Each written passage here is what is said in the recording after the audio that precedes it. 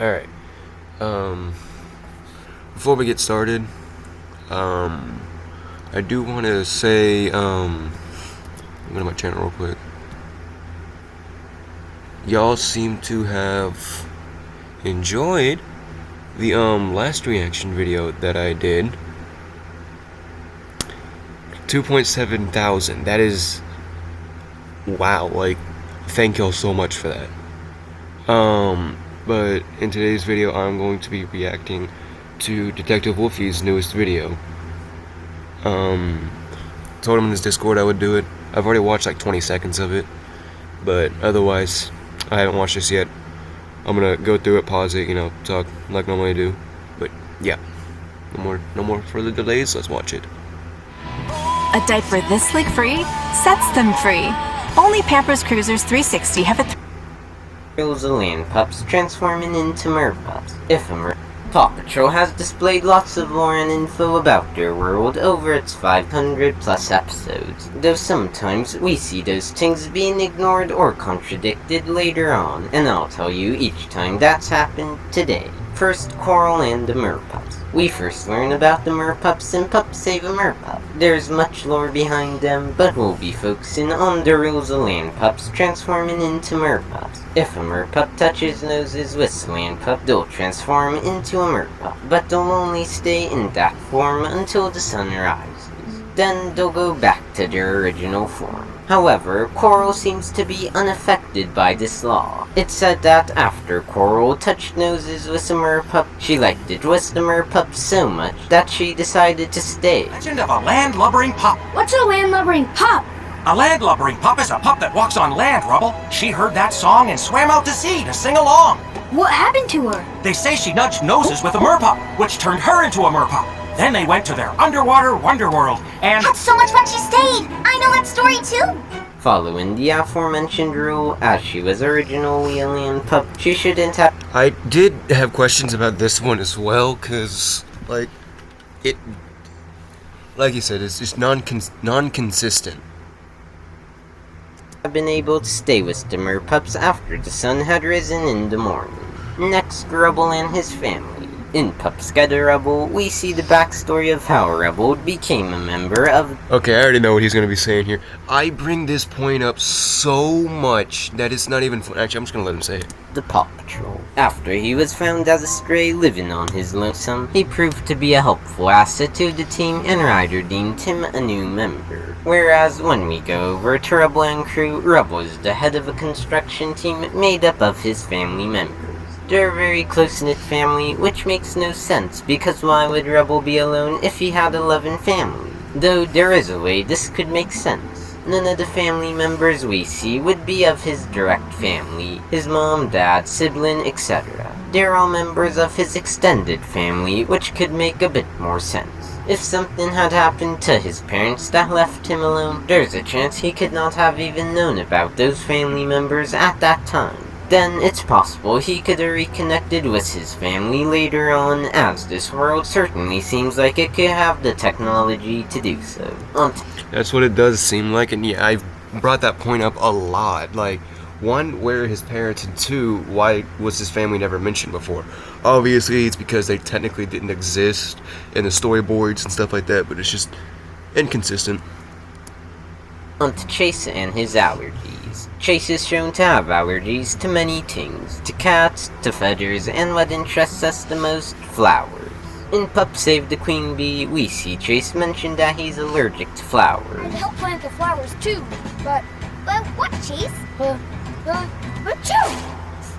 I'm a little allergic. However, in Season 11's Pups and the Power of Flowers, we see Chase sniff a flower and have no reaction whatsoever. His allergy... We have to think a pause. Not to mention, if he's allergic to flowers, or more accurately, the pollen, he would be sneezing all of the time because of Mayor Goodway's flowers, and the flowers that are all over Adventure Bay because of how much they're up and down Adventure Bay, specifically around Town Hall as well. Allergies should have gone off and made him sneeze, but there was nothing of the sort. Now, let's talk about cats talking. For a long time, it was shown that the idea of cats being able to speak was thought to be absurd. In Pups Leave Marshall Home Alone, Rubble tells Sky and Chase about his dream where cats could talk, to which Sky replies, Then, when we see Mayor Humdinger hear the copycat talk for the first time, he's absolutely shocked. However, not long after the copycat, we see Wildcat debut, another cat who can talk. You see, the copycat got his speaking abilities after acquiring a piece of the mighty... Okay, this could be explained with real-world references, because cats and dogs do verbally have the capability of speaking like we do. They just lack something in their brain. I can't remember what it's called right now, though. But it could be in the Paw Patrol universe that they have it, it's just harder for cats to have it, or something like that. The meteor. Meanwhile, Wild can speak without any explanation, and nobody questions him. Then, when we got the cat pack, the same went for them. It was originally thought cats talking was bizarre, and then suddenly it appears to be perfectly normal. I definitely want to make a video on how... It could also be two different species of cats. Like,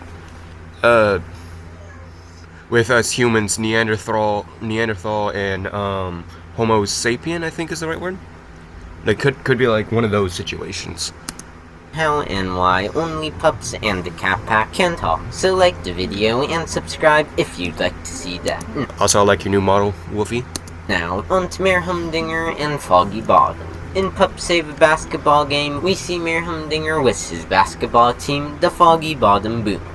He also says Foggy Bottom homes many dentists in Pup Save Friendship Day. Friendlier than sending a balloon basket full of teeth-tingling candies to every person in Adventure Bay, especially since Foggy Bottom has all the dentists. Though, when we see Foggy Bottom, the place seems to be without any residents other than Humdinger and a family member if he has one staying. We never see anyone else around there. I remember there was a theory a long time ago, I don't know if it's still around, that Foggy Bottom was literally just the Humdingers, and they call themselves the mayors because they, quotations here, own the land, but it's really just like where they live.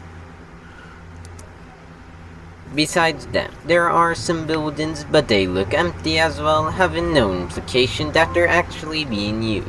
Now, the existence of dinosaurs. In Pup Save a Big Bone, there's this conversation.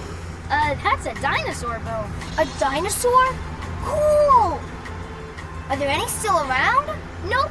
They're all extinct, Zuma. Confirming that dinos had gone extinct many years ago, like in real life. However, dinos are abundant in the dino wilds, directly contradicting that. Though it is possible that the dino wilds wasn't known about at that time, as it's a very hidden location.